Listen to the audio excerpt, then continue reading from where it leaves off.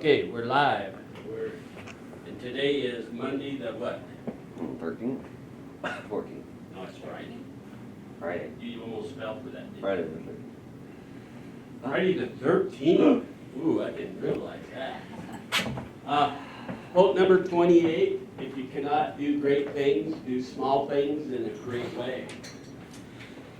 Like I was telling the students here in class, I got it from my doctor's office. Okay, just want to quickly review Calvin so we can move on to Edmund Spencer, like I promised. And of course, all the things up to Spencer now are due. The quotes,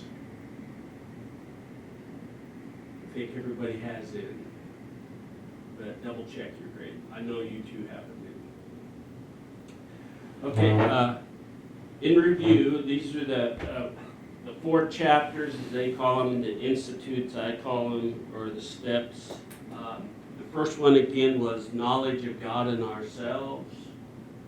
Should be in your notes. To understand God is to understand yourself. To understand yourself is to understand God. Little catch there. 2, what is it to know God, the tendencies and the substance? Looking at that. 3 was knowledge of God naturally implanted in our minds. You're born with a certain amount. And then the last one was the knowledge of God stifled or corrupted, ignorant or maliciously. And basically, it's this right here. If you don't have something written down, this would be the knowledge of God is suppressed by ignorance, many falling away into superstition. Such persons, he says, however, are inexcusable because their error is accompanied with pride in their stubbornness. Being stubborn, not willing to, take a chance, go out on a limb, so to speak.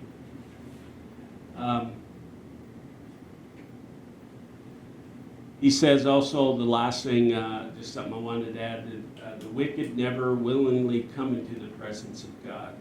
They're usually dragged kicking and screaming. Hence, they are hypocrites. Hence, too, their sense of deity leads to no good results. They have to be taught. They have to learn how important that value is. And there you have it for Calvin for right now. It's a very, if we were doing a whole semester on just one individual, you could really get into the depth. Okay, what we're going to do today is introduce Edmund Spencer. And he's a unique writer. He helped transition the writing styles into a little more romantic feelings. Then he raises questions of, is it possible, like for example, we'll come back to it, is it possible to be romantic and still be a Christian? Or how about being a gay or lesbian? Is that possible? He raises that question. He does not use the term lesbian or gay per se, but he insinuates. And we'll get back to that. That was just an example for you. Okay, first thing I want to read off of my notes is Plato says this, and then I want you to see the similarity. Plato says, love is a powerful engine that either destroys or turns us towards good. It's just a statement of many Plato's belief in goodness and in love and how important love is. Now, the very thing that Edmund Spencer, he's modern era, they call modern era, middle of the 1500s. I believe in the text it's 1552 to something, 1599-ish. Yeah, that's what I just opened my text in. So he was considered a romantic writer. He felt that the human soul is comprised of love, and nothing can stop it. We are all born, like Calvin said, with an instinct to love. It's, one of the, if you want to call them the five senses, and there's a sixth one nowadays, that intuition that you have. But Spencer does say love is the human soul. It reflects your soul, and nothing can stop it.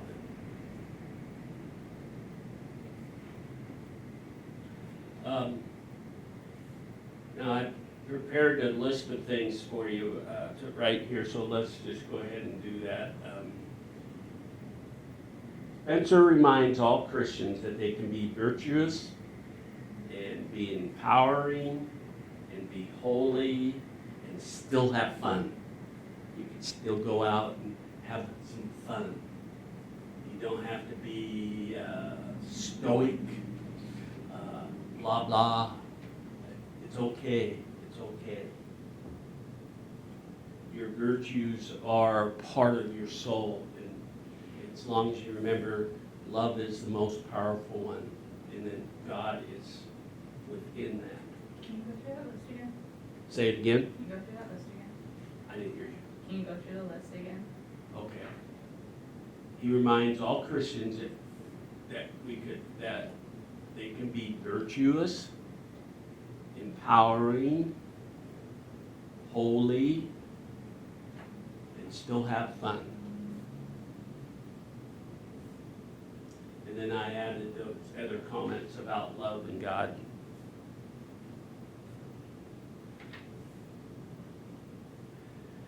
Now, his next step is love is not always perfect. And he says this, and he translates it into romance. Romance can be painful and producing, but it also can be joyous. Romance is active, not passive. Faith works and kills dragons. Well, statement time. What is a dragon? Think of the air as I get to his writing style. This will make more sense. But so you have romance producing joy, and at the same time can be a little painful as you go through. Oh, the painfulness of my first girlfriend and we broke up. My first boyfriend and we broke up. There are things that are romantic and good and all that, but yet it can still be painful. Okay, the feelings are active. This is reviewing. They're not passive. Love is an active verb. It's action. 3, and then faith is part of it, part of all of it. And we must have faith because it kills the dragon. What would you think, just by that statement, what would a dragon be? Is it the real dragon? Make-believe dragon? What is a dragon in your life? Very simple. Very, very simple. I put this word, add this word, it would make more sense to me.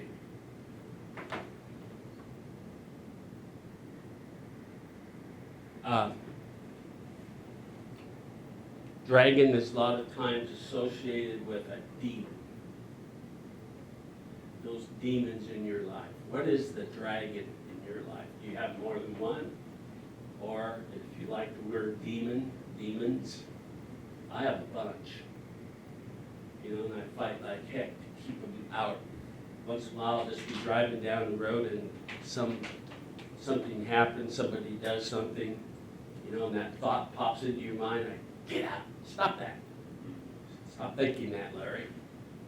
But those are demons, you know, everyday demons that you fight. I'll think of a friend. One of their big demons is excessive drinking. Could be another friend that was into drugs. You know, yet they're still friends. Another friend that does both. Funny to say, but in moderation. Is that possible? That seems to be controlled. Let's put it that way.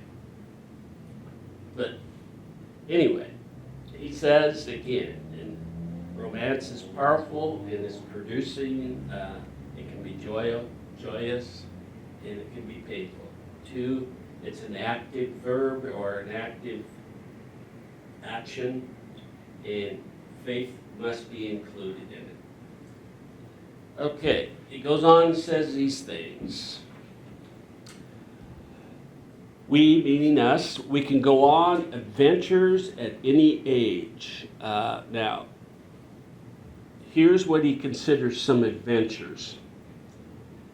So you can think of yourself when you were 6 years old or 26 years old. I don't think either one of you are that old, but you can go on adventures at any age. Examples, you can stand up and fight evil. He calls it evil prevention.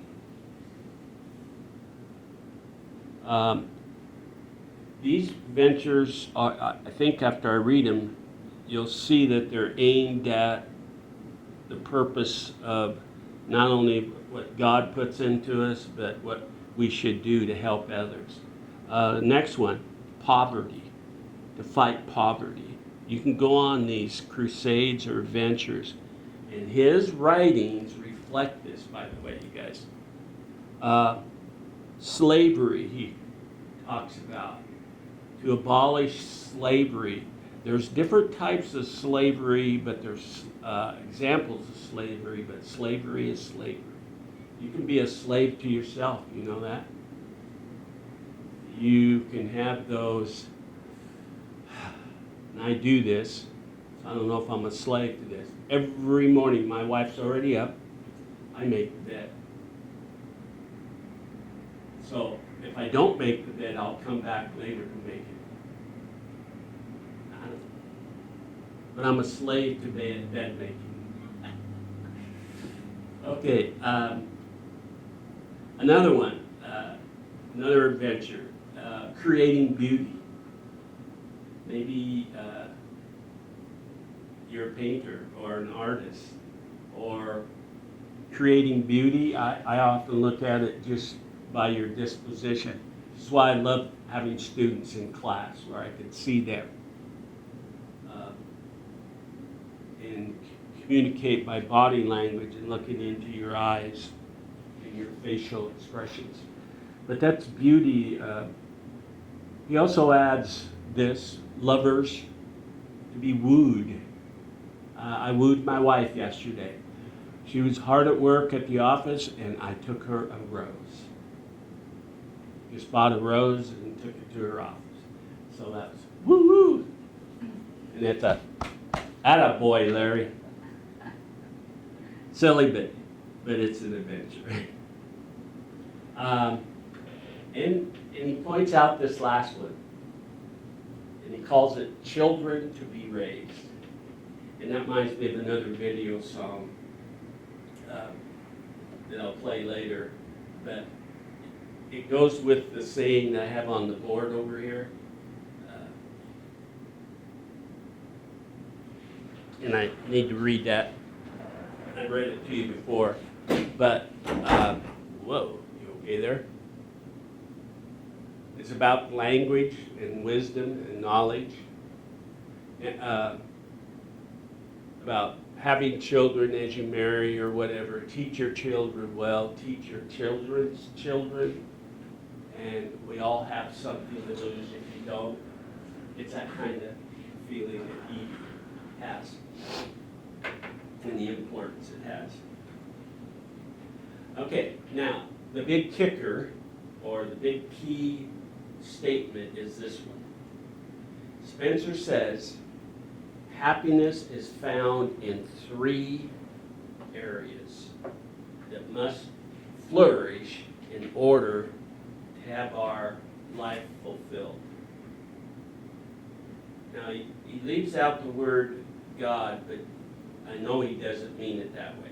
But take this to heart right here. Spencer says, happiness is found when your head, your heart, and your hands all work together. Flourishing the wonder-filled life. Now, again, it's when your head, your heart, and your hands work together to fulfill the romance, the good-natured, I'm adding words here, that to fulfill your life, your head, your heart, and your hands must work together. You do by doing, paraphrasing, you have love in your heart, you have and think of the right things, and every time I say these 3 words, I think of God, for me. I don't know if you're in that, if you think it that way, but I do. And Spencer is saying all happiness is found in these 3 areas. Okay, his writing. Again, he is considered one of the first and one of the pronounced romantic literature writers. That he lived right in the middle, and this is why a lot of times people associate this with romantic literature, is he lived in a time of chivalry and knights and shining armors. Go save the damsel, the queen, the girl, go save the world, save the girl, the chivalry that you would see in that kind of poetic poems, and actually is reflected in romantic theater works. If you get into that, or at least observe a couple of them, if you ever get a chance to go to a Shakespearean festival or watch one, just to see what it's like.